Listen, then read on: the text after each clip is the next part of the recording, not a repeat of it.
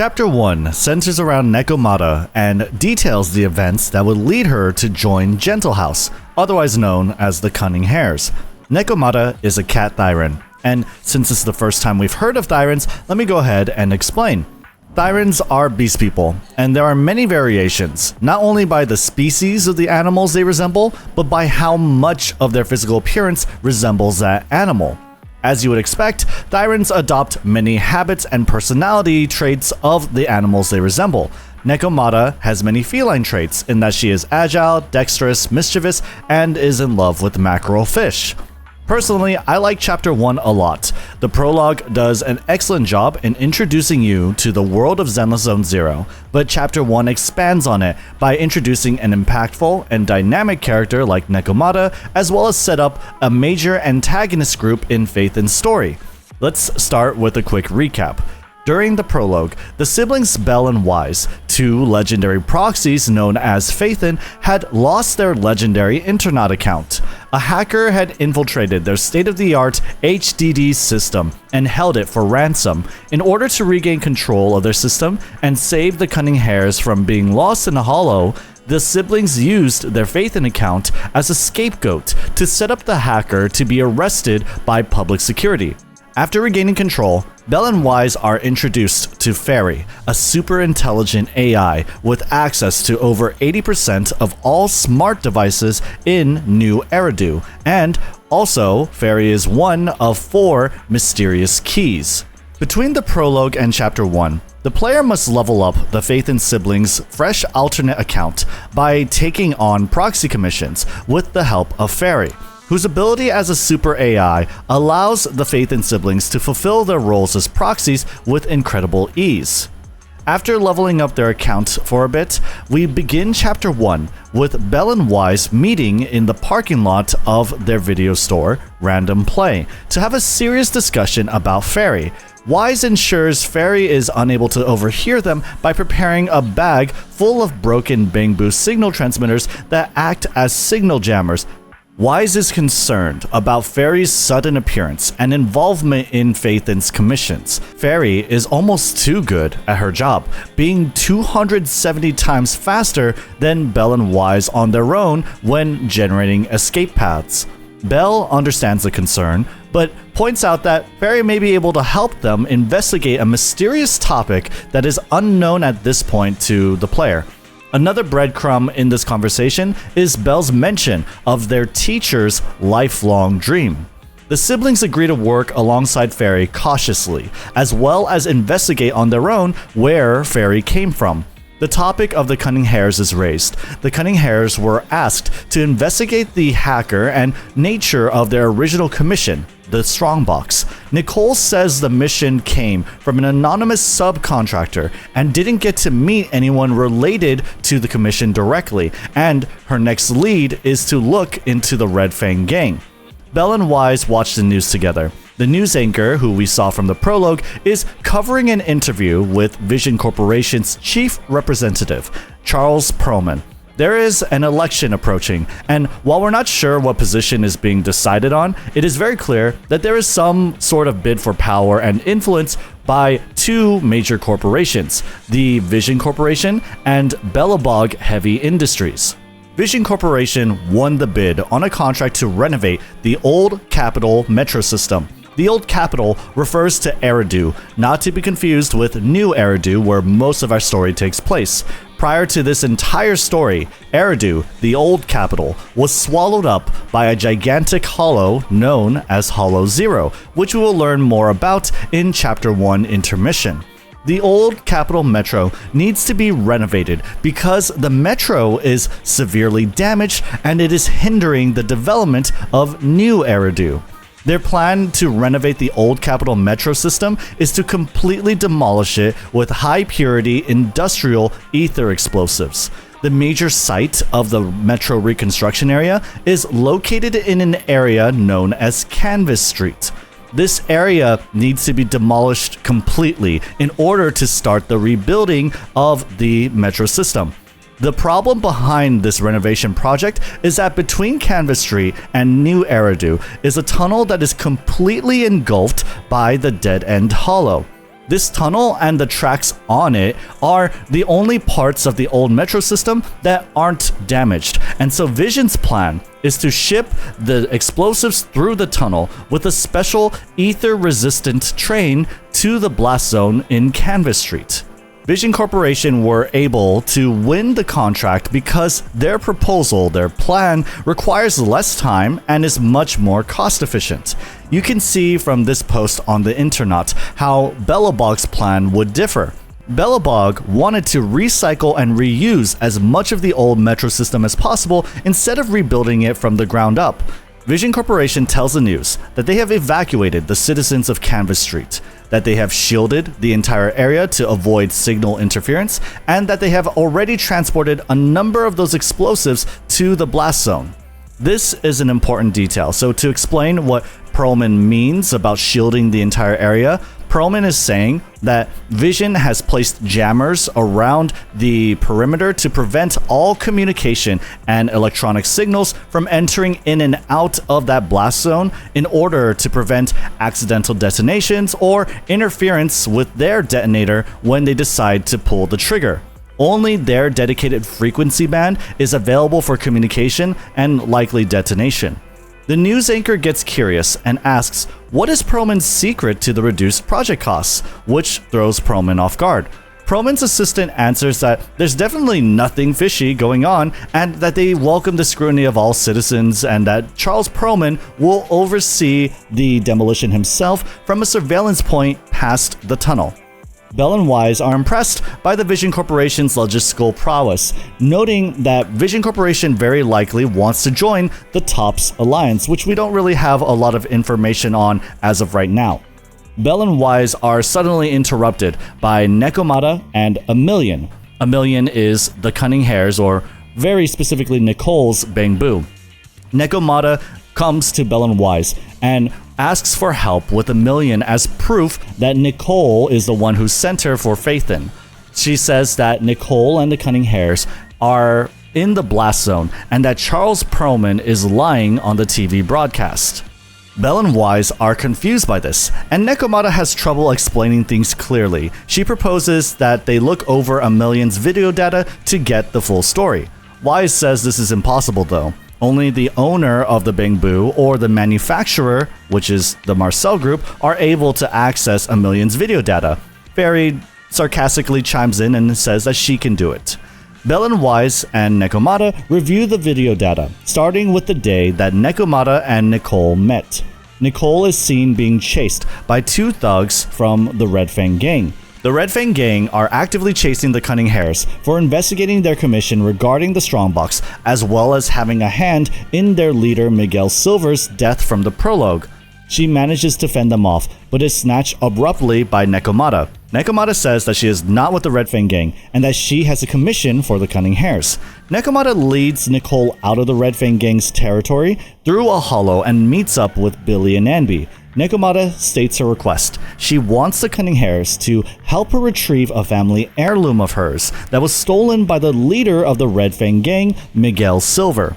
Nicole is hesitant because the Red Fang Gang are extremely active against her and the Cunning Hares. Anby also is very suspicious of Nekomata because of her sudden appearance. A Red Fang Gang member suddenly approaches the Cunning Hares and Nekomata and seems to recognize Nekomata, but before he says anything, Nekomata knocks him out. This convinces Nicole that Nekomata is sincere as well as she is reliable. Nekomata says that she's been trying to get the family heirloom for a while now and thus has the following information. The Red Fang Gang has 3 hideouts that were swallowed by a hollow that she knows the locations of. Her family heirloom must be somewhere in one of these hideouts. Nekomata also says that the Red Fang Gang is trying to recover their items from these hideouts, so they're going to have a lot of trouble with doing this, retrieving the items, and also fighting the Cunning Hares off at the same time, so as to ensure that this mission is doable, it's easy to do. Nicole accepts Nekomata's commission and says to meet up at the entrance of an unnamed hollow. After meeting up, Anby shares a concern, saying that Nekomata may be affiliated with the gang from observing her fighting style. Nicole reassures her, however, that even if that's the case, it doesn't really matter. The Cunning Hares have not made a lot of ground on Phaethan's request for more information on the Red Fang Gang regarding the Strongbox Commission, so Nekomata represents a change in strategy that might help them obtain more information, given that Nekomata knows so much about the locations of the Red Fang Gang's hideouts. Even if Nekomata has a hidden agenda, Nicole will be watchful, and on the chance it's legitimate, Nekomata will pay out the commission. By this time, Nekomata meets up with them, and they both enter the hollow containing a Red Fang Gang hideout. The party finds a hideout and rummages through it for Nekomata's family heirloom, unable to find anything but junk.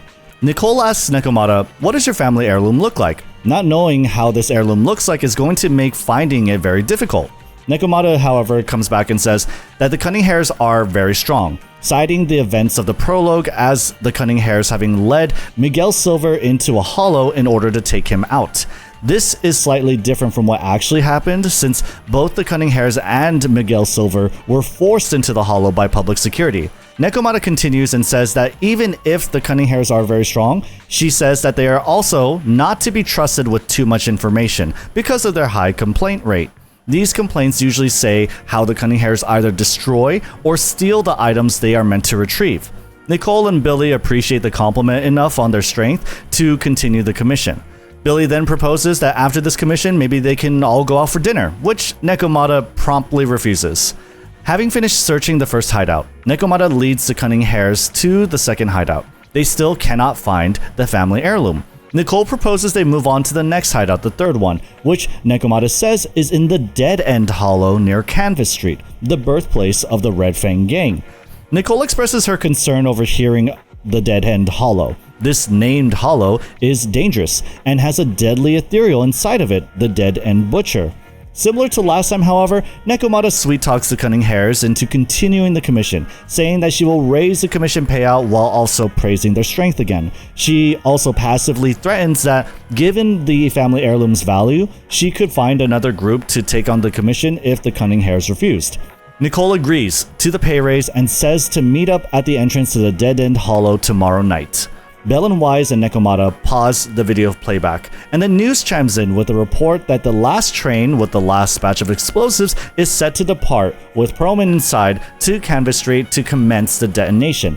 Nekomata is shocked and says that they need to stop the train immediately, otherwise the Cunning Hares, who are located in that blast zone, are doomed. Belle and Wise try to put together a quick plan. They can't stop the train directly without being criminally liable, and they can't report how the Cunning Hares are in danger without possibly getting the Cunning Hares arrested. Fairy proposes that they intercept the train within the Dead End Hollow instead, since nobody can see inside a hollow from the outside. They go with this plan. Nekomata and Eos enter the Dead End Hollow. Fairy informs the party that the train is being controlled by a computer that is programmed to avoid obstacles, so they will place obstacles in the train's path to force it to redirect to a decelerator, slowing it down enough for Nekomata to throw Eos onto the train. Belle, who is taking control of Eos, will then enter the driver's compartment and stop the train. In order to direct the train to a decelerator, the party squeeze through a small opening and find a train car blocking their path.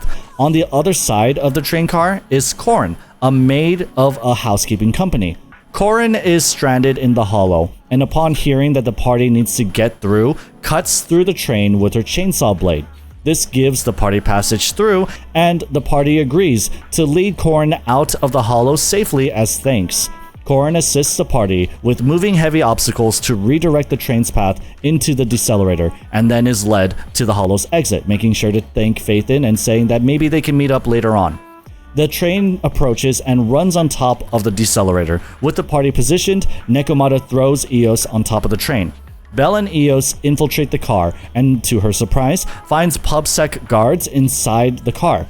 The guards complain about their uniform, saying things like how the uniform doesn't fit properly. On top of this, they also mention reporting to Director Perlman. These are all very strange things for these guards to be talking about.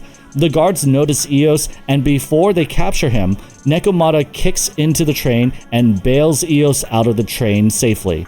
Before separating, she says she'll meet Belle at random play and that she has a carrot to leave the hollow. After some time, Wise confirms that the news has shared that Vision will postpone the demolition until tomorrow night due to technical difficulties. Belle and Wise review inconsistencies with the news media coverage and what they've seen. Vision has to be hiding something. The train didn't just contain explosives, it had PubSec officers. What more, these PubSec soldiers were likely fake, given what they were saying in the car. Wise is also suspicious of Nekomata and wants to question her when she comes back. They decide to wait for Nekomata to come back, and in the meantime, Belle is introduced to the HIA Career Club, who we learn is actively recruiting and encouraging citizens to register with their VR game that emulates the HIA's combat training program. By chance, Belle wins a home VR kit for her own personal use. Nekomata arrives shortly after and reports that she was able to escape the situation, but the train has also got away, and so the Cunning Hares are still in danger. Belle and Wise question Nekomata about the situation. Why did the train carry a bunch of fake PubSec officers? Where were the explosives? And how did Nekomata act so quickly to rescue Eos as if she already knew Belle and Eos would be in trouble? Nekomata says that she didn't know the train would have fake PubSec officers, but that she's seen them elsewhere. She also says that her and the Cunning Hares are just trying to save people. Nekomata has a lot of trouble explaining the situation, there's a lot going on, so she proposes that since they have enough time before the rescheduled demolition, for Belle and Wise to review the rest of A Million's recordings. We jump back into A Million's playback, starting at the time the Cunning Hares and Nekomata meet inside the dead-end hollow. Nekomata is seen leading the Cunning Hares to the third Red Fang Gang hideout within the dead-end hollow to retrieve her family heirloom. The path the party is on shows claw marks and damage left by the dead-end butcher. Ambi suggests that they take another way to avoid running into the butcher. Nekomata all of a sudden yells and exclaims she saw a kid run off towards the original path marked by the dead-end butcher. Ambi asks if Nekomata intends for them to rescue the child and ignore the commission, prompting Nekomata to mock the Cunning Hares' lack of character. Nekomata says that she will add more to the payout if they help rescue the child, which Ambi declines. Ambi's question seemed to be a test of Nekomata's character. Her willingness to raise the payout to save the child convinces Ambi and the rest of the Cunning Hares of Nekomata's sincerity. The Cunning Hares agree to save the child without extra pay, which surprises Nekomata, showing us that her impressions of the Cunning Hares seem to be a lot different from her original expectations. The Cunning Hares and Nekomata decide to go after the child following the dangerous path.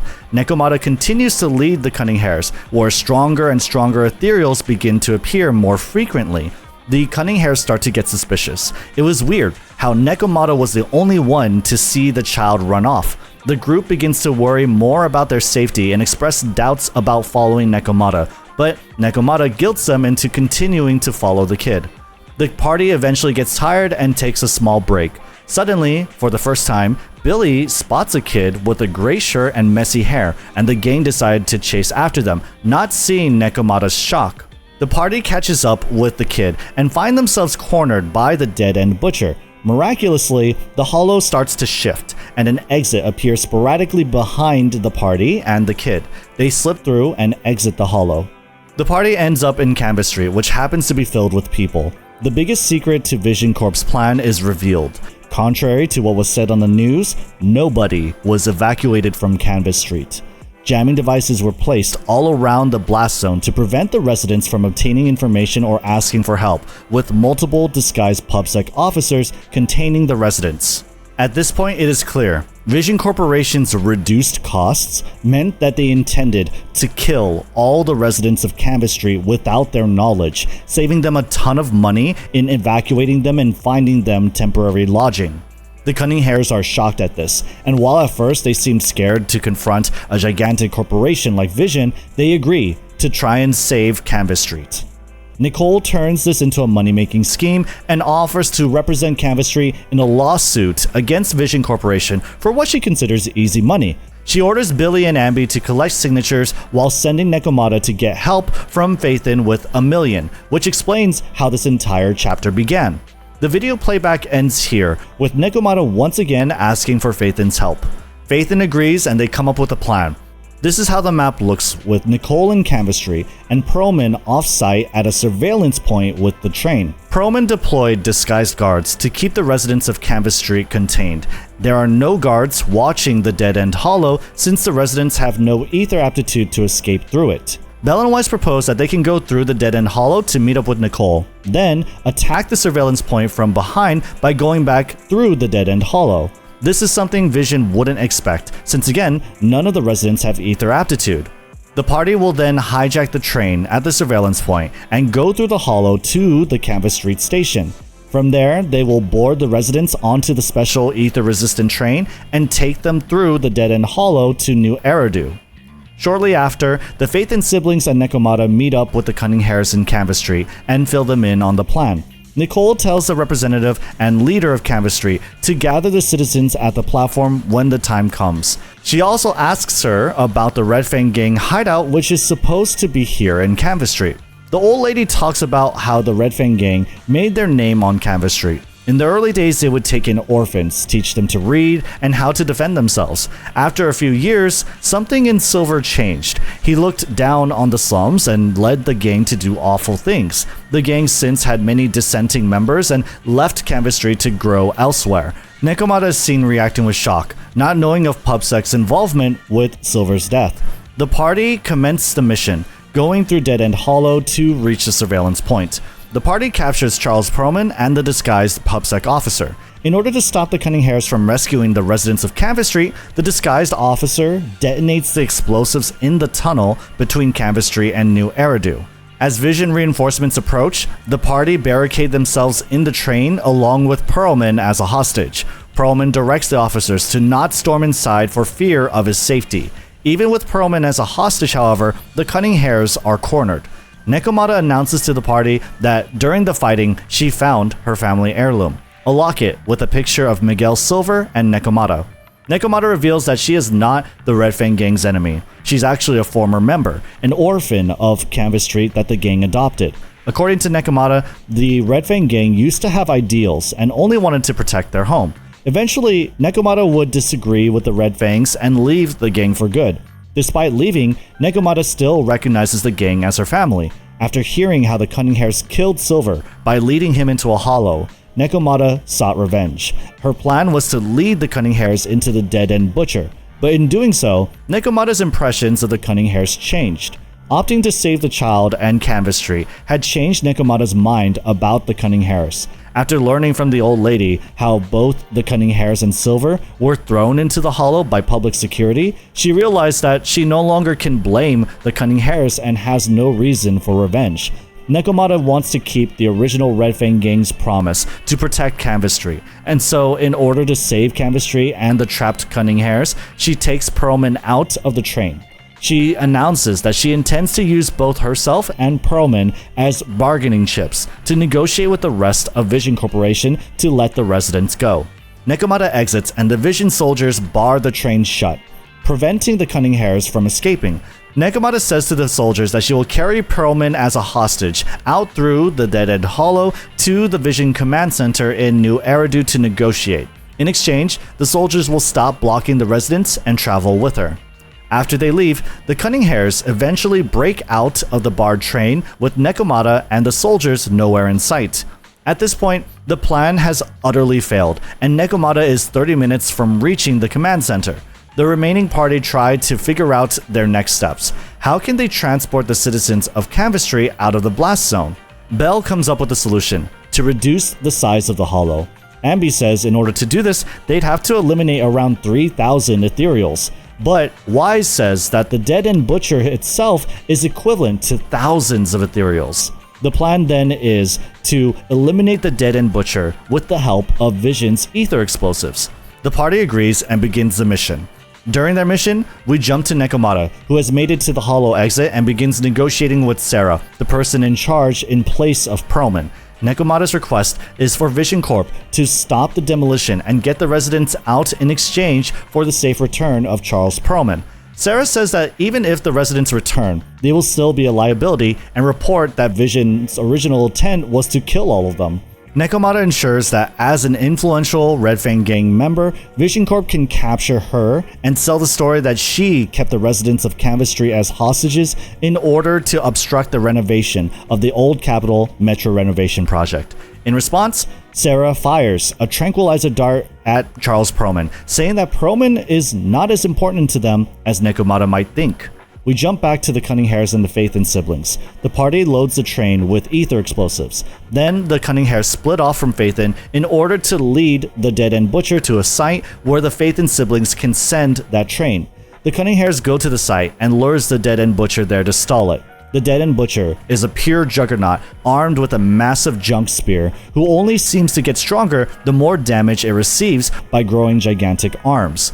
After slowing it down a bit, Belle and Eos arrive in time with the train. The train hops off the tracks and crashes into the Dead-End Butcher, pinning it against the wall. With the car leaking ether and Ambi's sword jammed into it to act as a lightning rod, lightning strikes the car, causing a powerful explosion that defeats the Dead-End Butcher for good.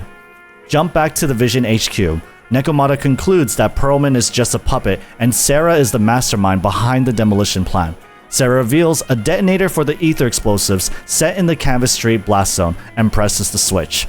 The blast is successful, but to Vision's surprise, the Cunning Hares, along with the residents of Canvas Street, emerge out of the tunnel that was once swallowed by the Dead-End Hollow. Sarah orders the Vision soldiers, disguised as PubSec officers, to open fire on the residents, but is interrupted by the sound of sirens. Sometime after the Hollow shrunk, Nicole had contacted Bellabog Heavy Industries, who arrived with media press and actual public security. The residents are saved and the Vision soldiers are captured by PubSec. In the midst of the chaos, however, Sarah has slipped away. PubSec begins to collect statements and transport residents over to the station. Before Nekomata slips away herself, Ambi intercepts her and invites her out to dinner with the Cunning Hares and the Faith and siblings. Nekomata accepts the offer. A few days later, inside the Random Play store, Nicole reports to the Faith and siblings. Nekomata has called off the Red Fang Gang from chasing the Cunning Hares, and Nicole made progress on her investigation. She reports that nobody in the Red Fang Gang besides Miguel knew anything about the details of the commission, how or whom to deliver the strongbox to, who made the request or why. All Nicole knows is that the Red Fang Gang took it from the White Star Institute. So not a lot of information, but a lot of confirmation that they didn't know. Shortly after, Nekomata meets up with them and officially announces that she has joined the Cunning Hares. The chapter closes, and the Cunning Hares are now involved as the legal counsel for the residents of Canvas Street in their civil case against Vision Corporation. Nekomata is a new member of the Cunning Hares, and Belle and Wise's investigation into the origins of Fairy and the Strongbox continues.